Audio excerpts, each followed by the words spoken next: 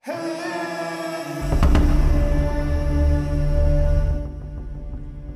Le Thang Nguyen adalah pecatur wanita terhebat di Vietnam.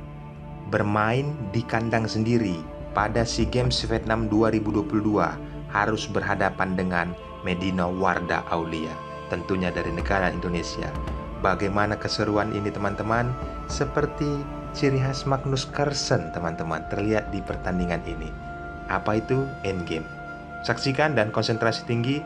Langsung saja, Medina Wardah Aulia memegang bidak putih dan Pham Le Thang Nguyen memegang bidak hitam.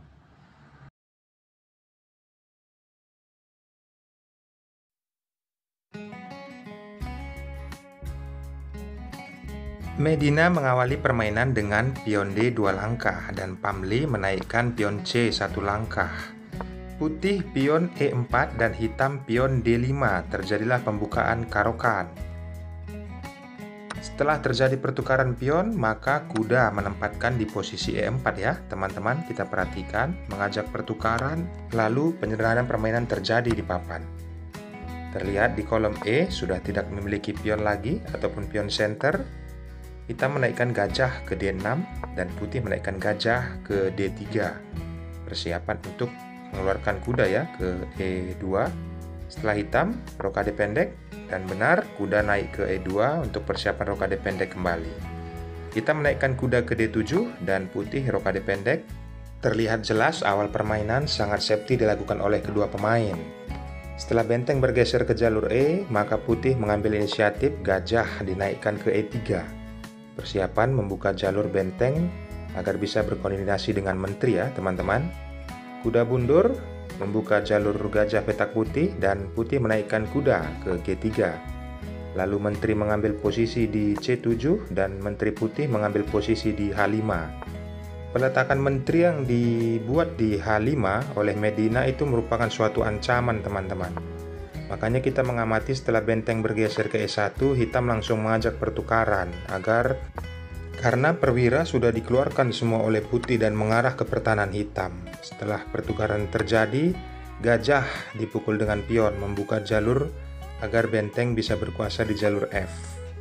Menteri bergeser mengancam pion dan mudah saja pion dinaikkan 1 langkah oleh Medina. Dan kali ini menteri mengambil posisi di D2, mengancam pion yang ada di B2 ya. Gajah naik mengajak pertukaran. Sambutan dari hitam ini sebenarnya problem teman-teman, dan dia melindungi posisi gajahnya agar apabila dimakan pionlah yang menyambutnya. Kita berandai sebentar teman, karena ada problem sedikit di sini. Apabila menteri pukul pion yang terlihat gratis tersebut, maka menteri putih akan naik ke G4, mengancam gajah 2 kali. Gajah mengambil posisi tepat, lalu pertukaran gajah dan gajah dipukul oleh benteng. Kuda naik ke F5 dan ancaman skakmat oleh menteri di G7, lalu kuda menutup dan pion dinaikkan 2 langkah. Hitam mengantisipasi menaikkan pion 2 langkah, tetapi pion tersebut akan dimakan dan kuda mengajak pertukaran. Dan kondisi inilah yang menyebabkan apabila menteri tadi pukul pion ya teman-teman, dan kondisi pion juga sudah berimbang, tetapi posisi putih menang di sini. Maka dari itu Pham Le tidak melakukan langkah tersebut teman-teman. Kita kembali dulu ke partai aslinya. Setelah gajah naik ke F5, maka hitam mengambil langkah inisiatif, tidak memukul pion melainkan menaikkan gajah ke E6. Lalu benteng naik mengancam menteri. Menteri mundur kembali ke A5. Melihat respon tersebut karena ada ancaman di C4, maka benteng bergeser ke C1 teman-teman untuk melindungi pion. Hitam mengambil jalur di posisi D, peletakan benteng ke D8. Kali ini Medina menaikkan pion H 2 langkah. Hitam membuat penyederhanaan permainan, pertukaran gajah, kuda memakan dan kuda diancam kembali lagi mundur untuk melindungi apabila pion H naik ya teman-teman. Setelah pion F dinaikkan 2 langkah, maka benteng bergeser ke jalur F kembali, menyatu dengan menteri dan kuda naik ke E6, benteng juga naik ke C3, melindungi pion yang ada di A3. Hitam melakukan langkah inisiatif karena menteri tidak berfungsi lagi di jalur kiri. Maka dari itu putih menggerakkan kudanya beralibi untuk ke F4 ya. Apabila kita amati, lalu hitam menaikkan pion H 2 langkah dan putih menaikkan pion B 2 langkah. Menteri mengancam posisi pion dan mudah saja menteri bergeser ke H3. Pamli di sini terlihat seperti mengikuti alur permainan yang diberikan oleh Medina Warda Aulia, teman-teman. Jika kita mengamati secara spesifik, maka langkah yang dibuat Medina diikutin oleh Pamli. Sampailah kita pada endgame, teman-teman. Kedua pemain sepakat untuk menukarkan menterinya, tersisa benteng dan kuda.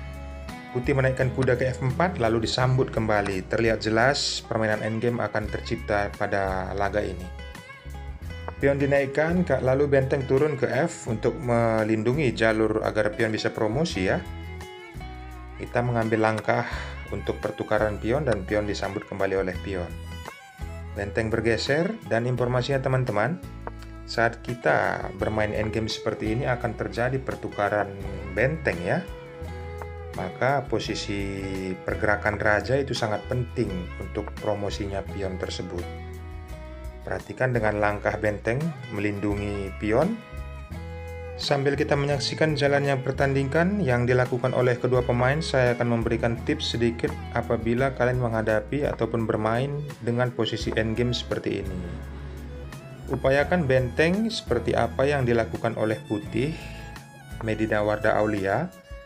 Benteng tidak bergerak agresif untuk menjalankan pion, tetapi di sini benteng yang aktif karena masing-masing pemain masih memiliki dua benteng ya. Jadi pergerakan pion itu dibuat seminim mungkin, teman-teman. Upayakan bentenglah yang aktif mengambil posisi agar nyaman untuk pion langkah ke depannya. Lihat pergerakan setelah skak, raja mundur, baru pion dimajukan satu langkah. Jadi mengambil langkah yang dilakukan Medina Aulia ini adalah memposisikan benteng terlebih dahulu. Itulah pelajaran penting yang bisa kita dapat dari pertandingan endgame ini.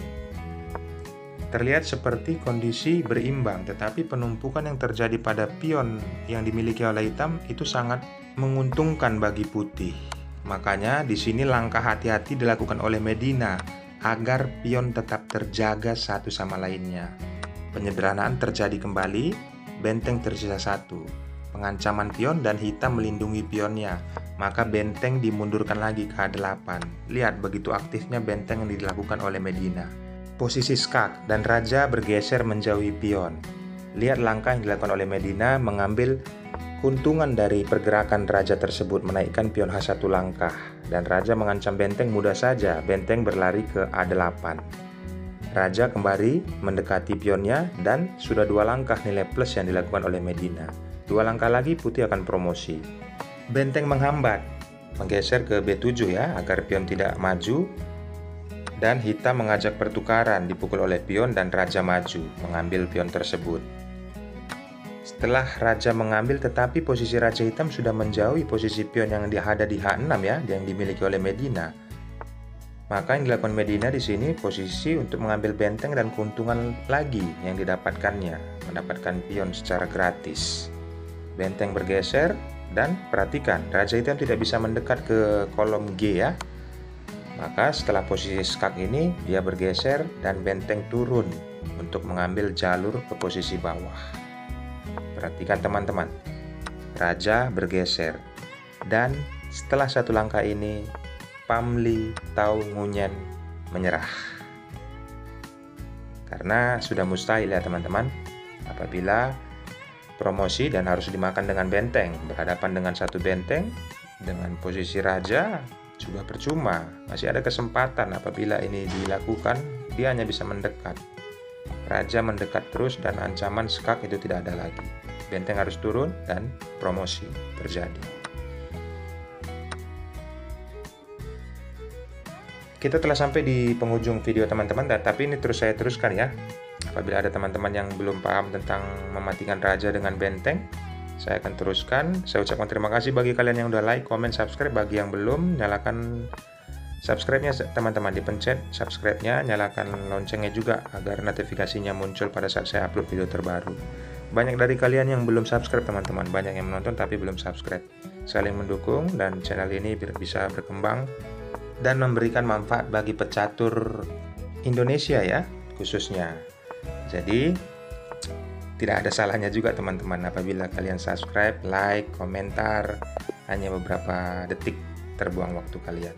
Akhir kata, saya ucapkan thanks and God bless. Bye-bye.